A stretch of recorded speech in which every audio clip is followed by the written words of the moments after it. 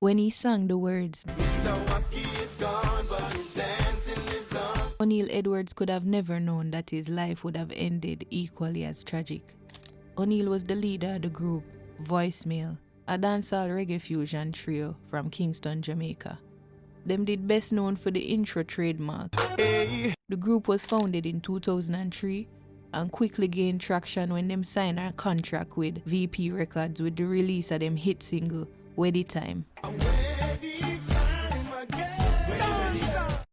Them did most famous for them catchy and upbeat dancing anthems, of which them did write dozens. Unfortunately, on the early morning of May 10, 2010, O'Neal was ambushed and shot in front of his host and deceased 2 weeks later in the hospital. In this video, we're going to discuss Voicemail and take a deeper look into the life of O'Neal Edwards and the legacy that he left behind. So like any group, the three of them, they have them different dynamics what them they bring to the table. What them did have in common was that they were heavily influenced by R&B acts such as Boyz II Men and Jodeci. And you could have seen that in the way of them dress and them melodies. The trio consisted of Kevin, Craig, and O'Neal. O'Neal had a baritone voice which made it clear that he was the leader of the group. He was always an entrepreneur. He had a business importing and selling goods prior to joining the group. O'Neal Edwards was born on May 10, 1974, and ever since, him siblings them did know say music him would do once him get older. O'Neal did destined for being in the music business because him there follow correctly in him father footsteps, a famous Jamaican producer and recording artist, Rupi Edwards.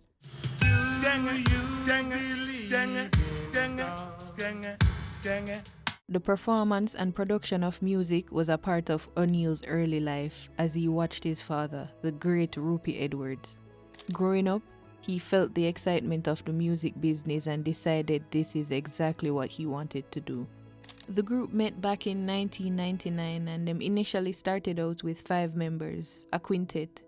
Craig and O'Neal were friends and they later met Kevin and him 2 other friends them at a local talent show. Myself and the other 2 members were friends. Craig and O'Neal were friends. And to the audition, that's what we met Craig and O'Neal. They all committed themselves to a recording career back in 1999. However, by 2003, the 2 others moved on and the trio began to actively record with producers. Them first record was with a producer, Arif Cooper, on Never Really Want to Let You Go. One hit after the other, Voicemail was highly sought out on the dancehall scene. Although O'Neal's deep, baritone voice was sure to provoke screams, the trio was known for their seamlessly interlaced voices. Their mantra was one sound, one distinctive look, a group that moved in unison and sang in harmony. This complete image and professional demeanor did not happen by accident. The standards were maintained through O'Neal's management style. He made the deals and confirmed the bookings and coordinate the recording sessions. And all of this, we can say him get from him father. On the 25th of January 2005, the Voicemail camp was hit with some bad news. One of them biggest influences in a dancehall and the person responsible for some of them dance party anthems being successful was shot fatally at a gas station in St. Andrew. Bogle was one of them closest dance collaborators in the industry at the time and there's no doubt that his passing had affected the group. The trio went on to release Wacky Dip, a tribute to the late dancehall icon Bogle, Mr. Wacky, which went on to top the charts in Jamaica and top the charts in our hearts. Voicemail continued to release top dance party anthems which found them success both locally and internationally.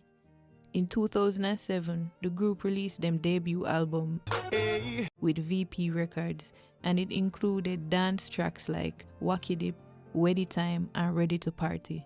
This album sold over 100,000 copies in Japan, and in 2008, the group continued their success in Japan with their follow-up album, Let's Go.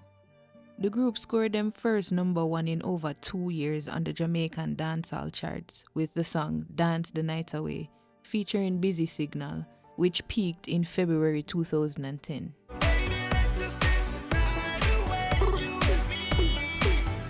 On May 10th, 2010, the leader of the group, O'Neil Edwards, was returning to his house in Duane Park, St. Andrew, about 1:30 a.m. when he was robbed and shot at his gate. Reports are that he received 5 shots to his chest, side, and head. The explosions alerted the residents, who called the police. He underwent surgery hours later at the Kingston Public Hospital. Investigators said that O'Neill's car was found ransacked, and the main suspect in the shooting was found dead 2 days later with O'Neill's cell phone in his possession. The other suspect in the shooting was captured in the Manchester parish by police. Immediately following his shooting, artists had united for a vigil at the Mandela Park in Halfway Tree and then at the Kingston Public Hospital. And Mr. Vegas noted at the time that the reason why so much artists had turned out at such short notice is simply because O'Neil is a good guy. Him no sing no gun lyrics and him no preach no violence or none of that. So the fact that this happened to O'Neil, it could have happened to anybody. After doing a number of surgeries, O'Neil still remained unconscious for 2 weeks until May 26, 2010, when he died. His funeral was held on Saturday, June 4, 2010 at Church on the Rock, Kingston, St. Andrew. And it really sad for no say at the time O'Neil they have a 5-week-old daughter and him dey celebrate him birthday just 2 days before the shooting incident on May 8th.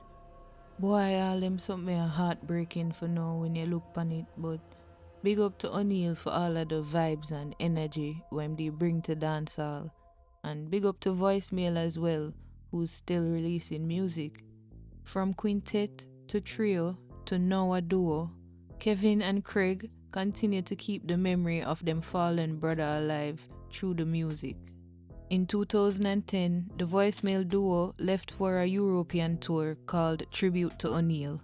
Voicemail continues to tour the world, bringing their style, high energy and entertainment to every stage and continent them visit. Thanks for watching, guys. If you found this video interesting, poke that like button. And if you like content like this, subscribe to the channel.